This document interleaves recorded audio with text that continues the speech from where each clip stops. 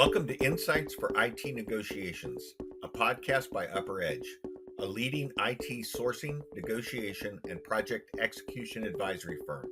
I'm John Belden, UpperEdge's Chief Research and Strategy Officer. And I'm Kylie Chisholm, UpperEdge's Marketing Manager. Join us every other week as we share insights to help you maximize the value of your key IT relationships. In each episode, we'll delve into the topics that matter most to IT decision makers and sourcing professionals.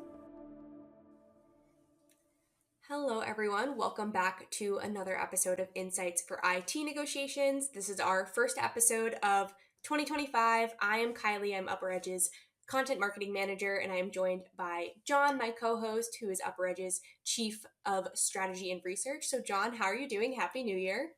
Happy New Year to you, Kylie, as well. We have a really exciting episode ahead of us since it is the first episode of 2025. Around this time last year, we did a podcast on 9 predictions that we had for generative AI in 2024. And as the year went on, we obviously, kept a close eye on the AI market. We saw a lot of those predictions come true. So we thought this year we would take a broader look at the market forces impacting the vendor community to talk about how we expect them to respond, what exactly those forces are, and how UpperEdge can help as, the people that are keeping up with all of the AI updates to ensure that we can help our clients to the best of our ability. So with this episode, we'll start by talking about the major driving forces affecting the market. We're talking about 3 specific forces in this episode.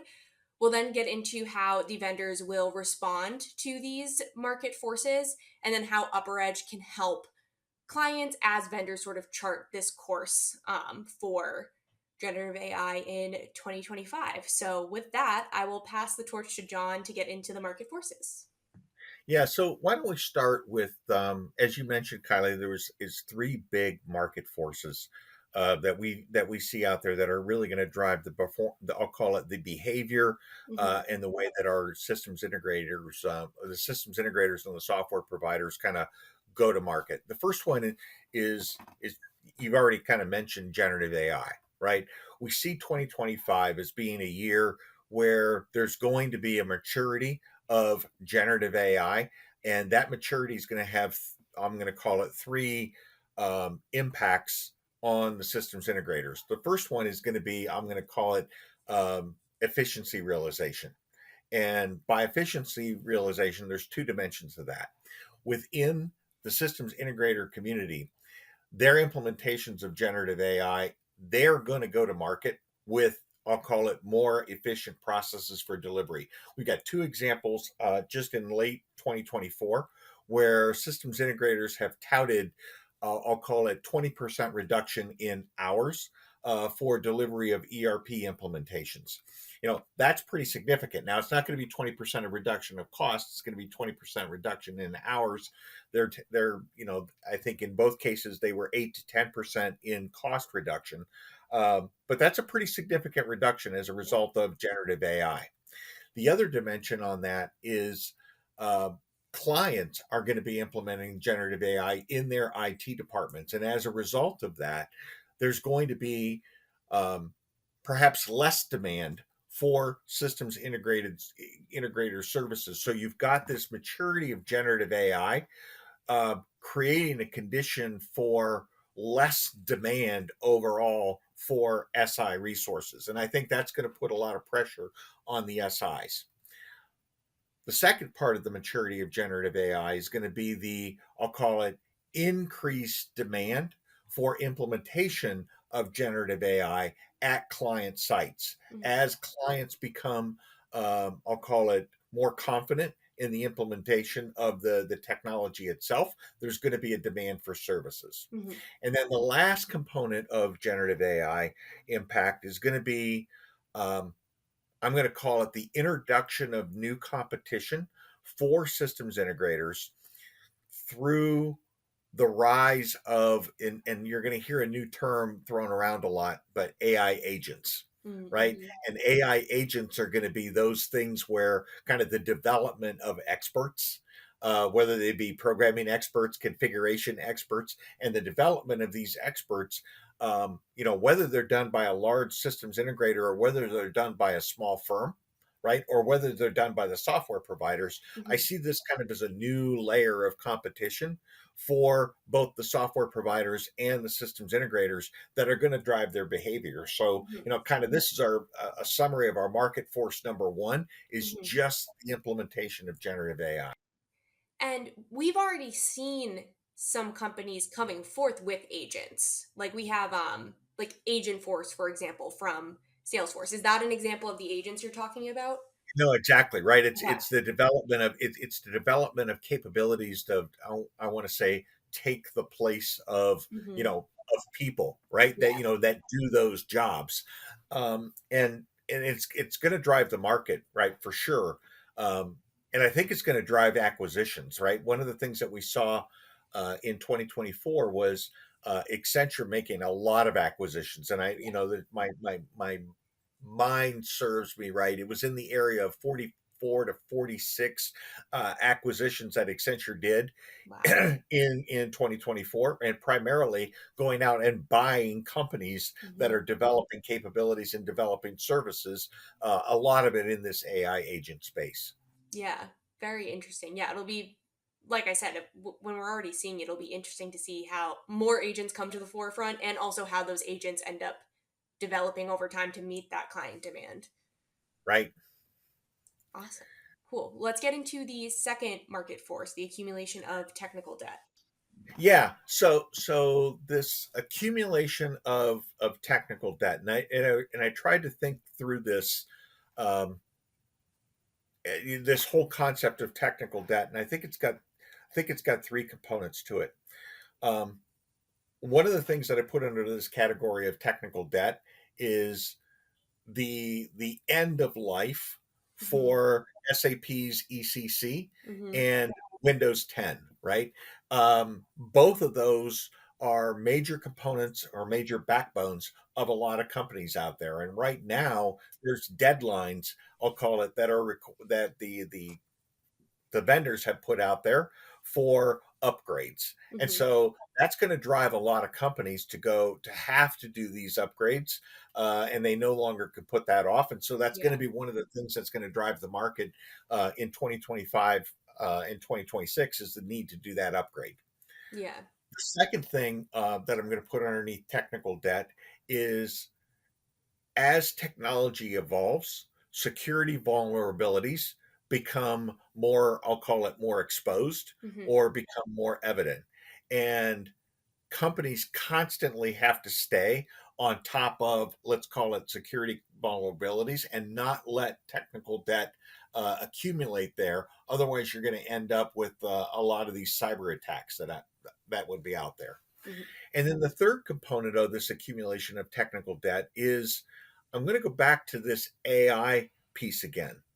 But generative AI becomes maybe the elixir for technical debt because, in a lot of ways, the ability to automate, or let's call it, or more efficiently erase this technical debt can come through generative AI and the Hmm. capabilities of generative AI to, let's call it, accelerate the remediation of that. So while we may be building technical debt, I see there's a kind of a solution out there for that remediation. And I think a lot of the SIs and the software companies are going to be creating offerings that to help it, I'll call it, erode that technical debt and all of a Hmm. sudden create an ROI for it that maybe didn't exist before. Yeah. Yeah. Let's get into our last market force. It's the federal agenda. We're entering a new presidency in 2025. Obviously, we know this has huge impacts on businesses. So can you speak to that a little bit? Yeah. So on the federal agenda, there was three things, and normally we don't bring, I'll call it, a new administration and say, Hmm. okay, that's really going to drive the market. But I think it's going to drive the market this year, and I think it's going to drive it from three aspects. Um, One is if the introduction of tariffs that have been talked about take place. Hmm. Um, we're talking about tariffs on China. We're talking about tariffs on I'll call it other foreign countries. I think it's going to have a major impact not on service offerings, but on the cost of technology, Yeah. right, and the cost of infrastructure itself. And if the tariffs go into effect at, let's call it a 20 to a 30%, which has been what's been spoken out there, we know that infrastructure costs are going to go up. Yeah. Infrastructure costs represent 20 to 30% of any major corporation's IT budget. Yeah. If those go up by 20 to 30%, right, all of a sudden you've said, well, my infrastructure costs are no longer 30%, they're now 40%. Yeah. And when they go up to 40%, what that does is that lowers, right, the amount of money that you can actually spend on services and lowers that that availability. So I don't see companies necessarily cutting back on their infrastructure. What they're going to do is they're going to end up cutting back on their services as a result of higher infrastructure costs, Hmm. and that's going to put additional pressure on the systems integrators again because of, let's call it, a lower demand profile, Yeah. right? So the tariffs, I think, are going to definitely impact the systems integrators from that aspect. The second component is what's been referred to as DOGE, or the Department of Government Efficiency, and this is the Hmm. thing, that Elon Musk and Ramaswamy are out there saying, okay, we're going to cut government spending by $2 trillion. Well, when you think about cutting government spending, by some sum of $2 trillion, that's going to impact a lot of vendors that provide services to the government. Sure. And the people that are in line that provide those services to the government, again, we're talking about those systems integrators that have been really, really been, I'll call it, making hay on federal government spending over the last 5 years, Hmm. right? That government spending is likely to move away from the systems integrators, again, creating less demand and probably higher competition for, I'll call it, the private sector contracts. So Yeah. we see a lot of pressure on those systems integrators as a result of, I'll call it, these market forces for 2025. Yeah. And then the last component of the federal agenda, and this is the one that's been in the news the most, uh, I'll call it the most lately, has been in the news most recently, Yes. right? And that is um, the H-1B visas and the Yeah. availability of H-1B visas. Um, and those have been, I'll call it, curtailed over the last 10 years. But now we're talking about opening that up again, Hmm. right? And saying maybe we should bring in more, um, I'll call it, create the availability of the visas to come in here. And that could have a pretty significant impact on the way that SIs staff projects. And what we might see, right? And we'll get into the vendor responses here, but what we might see is the evolution of delivery centers in the United States, right?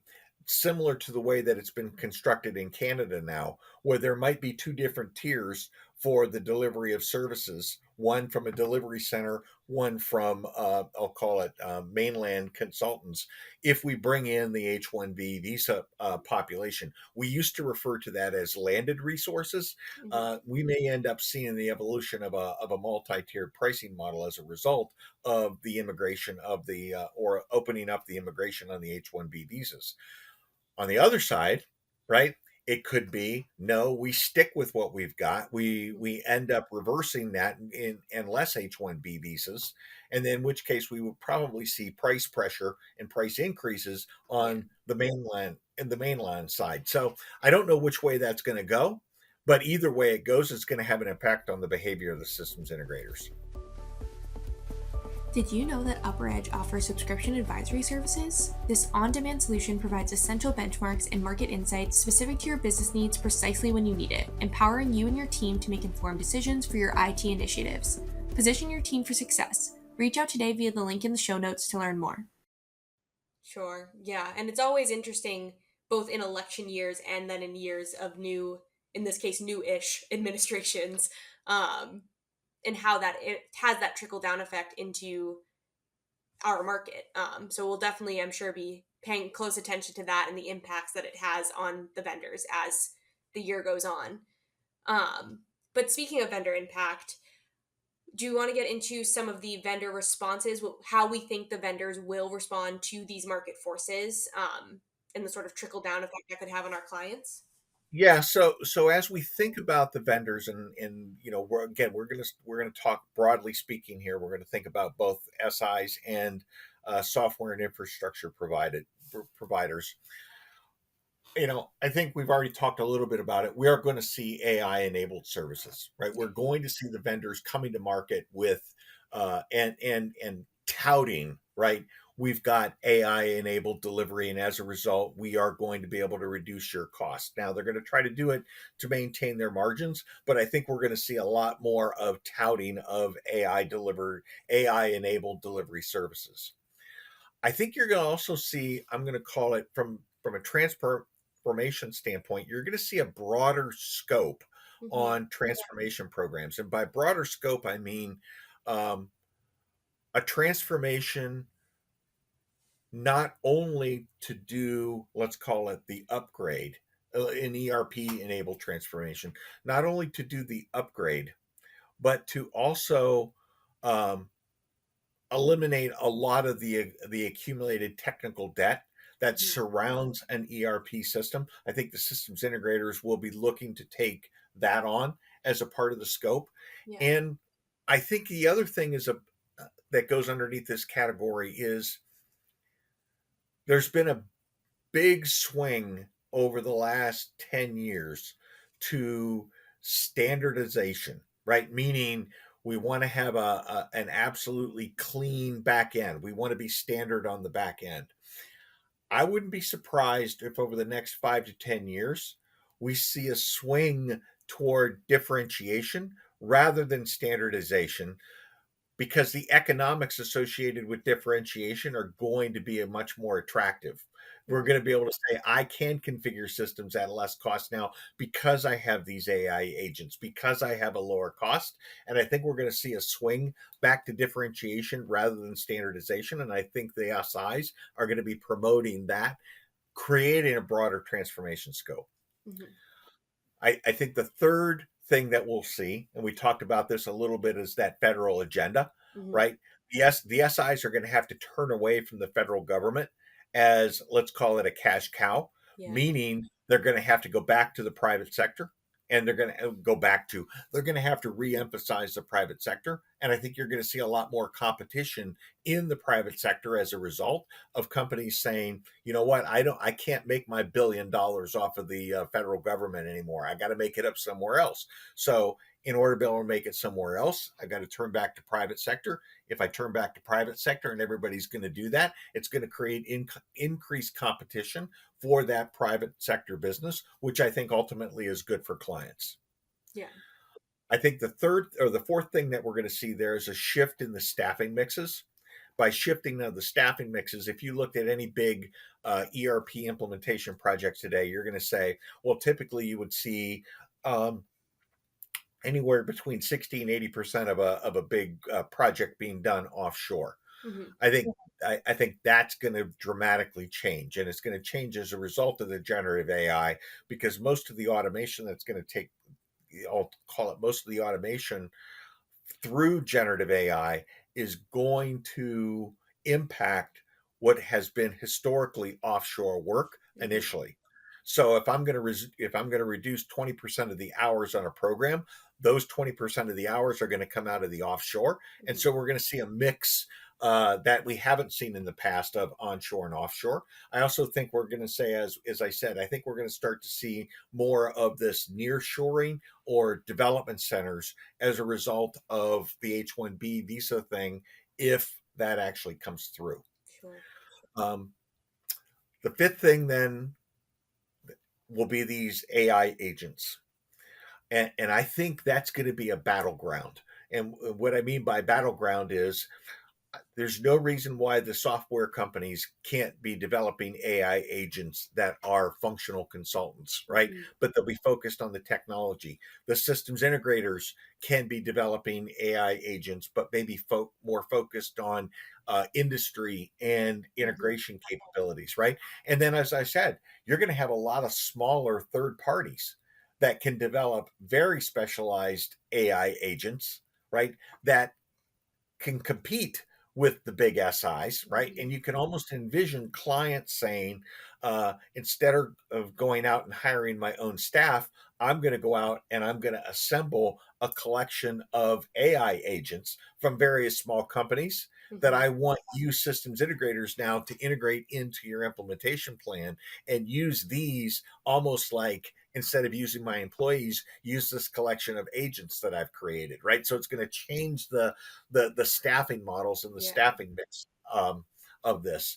And then the last thing, and I think that's one of the things that's probably the biggest impact for us is both the software companies and the systems integrators have been in this AI business now for, let's call it 2 solid years. Mhm. They have, and they're ready and are already using generative AI to go to market for their sales teams, right? And their marketing teams, right? And Yeah. so, now we're in a situation where we've got these systems integrators and the I'll call it the sales teams applying these tools in a way that, from my perspective, kind of unlevels the playing field Mhm. where our clients maybe don't have those same capabilities at hand, and now they're facing off against sales teams that do have these capabilities in hand. And that to me is one of the opportunities, I'll say, for as we think about our mission at Upper Edge, is to really assist our clients in making sure that when they're facing off against these sales and marketing teams from SIs and software vendors, that they can bring to bear the same power, let's call it, of generative AI, Mhm. through the use of, let's call it, and the access to Upper Edge and our capabilities. Yeah. Yeah. Well, and it's interesting you say that because, to your point, I think UpperEdge's strong suit is that we do help clients sort of bridge the gap between their capabilities and the capabilities of who they are negotiating with. And so I think that's a really nice segue into how UpperEdge plans to help clients in that position, and what our value proposition is. Yeah, and I'll go back to our founder Dave Blake, right? Dave Blake, he kind of started off this company with the catchphrase of leveling the playing field, Hmm. right? Part of our value proposition is to level the playing field between the vendors as well as the I'll call it the client that we're serving in that Hmm. case, right? How do we make sure that it's a fair negotiation? And part of the way that the ways that we do that is ultimately it's driving transparency, right? We Hmm. need to make sure that our clients fully understand how the systems integrators are applying generative AI, where they're applying generative AI, and how ultimately that's affecting their estimate, right? So we've always developed a set of techniques to be able to drive that transparency through I'll call it the RFP or the negotiation process. The second thing that we're very good at and that we're focused on is I'll call it decoding the pricing.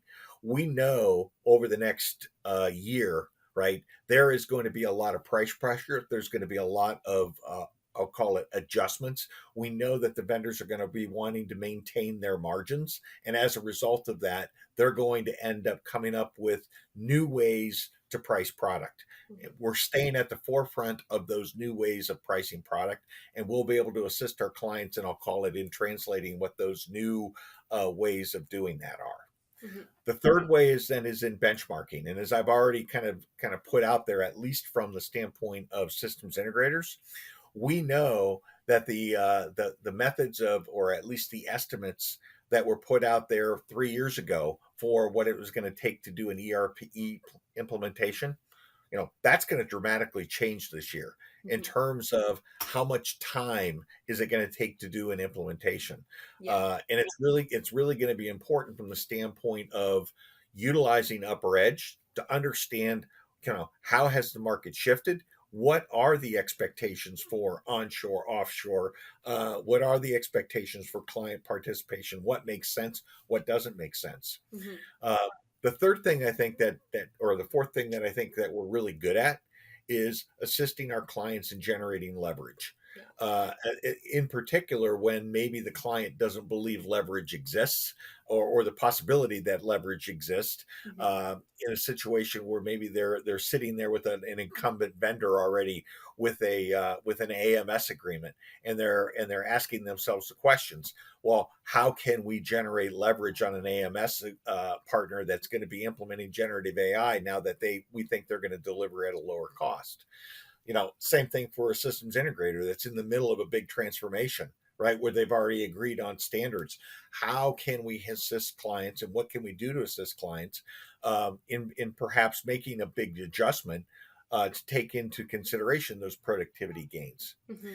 The other thing that we do is we assist companies with accountability, right? How, with this new implementation of generative AI, and I'll call it the methods that they're going to go to market with, how can we make sure that we're holding those vendors accountable for what they're going to deliver?